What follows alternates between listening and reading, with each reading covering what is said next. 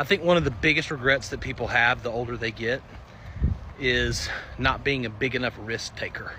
Most people, if you're anything like me, grew up lower middle class from an industrial mindset that taught, don't take risks, don't overdo it, don't end up on the streets, don't not go to college, make sure you do X, Y, and Z so that you can be like the rest of the crowd.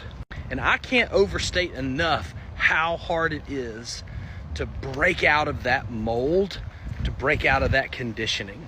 It's borderline exorcism to extend yourself into a posture where you're willing to take a risk that your parents and your grandparents weren't willing to take. It's the reason why people stay poor or middle class, because everyone around them is poor and middle class. And the moment you start to see success, you start to get resistance from that community, and that community starts to judge you for the risk that you're taking. And that status quo feels good, it feels comfortable. But then when you go home at night and you think about the place you want to live, the school district you want your kids to be in, the world travel that you want to do, the IRA that's not big enough, the 401k that's got you in a hamster wheel, the 9-to-5 fiat salt mine, that status quo doesn't deliver you out of that. And here's the real scary part.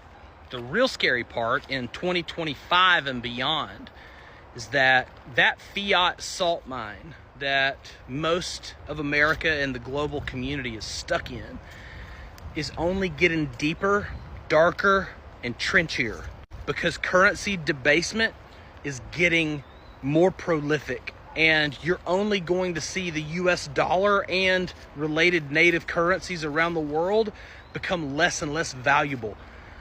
And people are trading their time for that less and less valuable currency. It's why I talk about get to District 1 as soon as you possibly can. District 1 is where the 1% live. And you've got to find a vehicle that will get you there.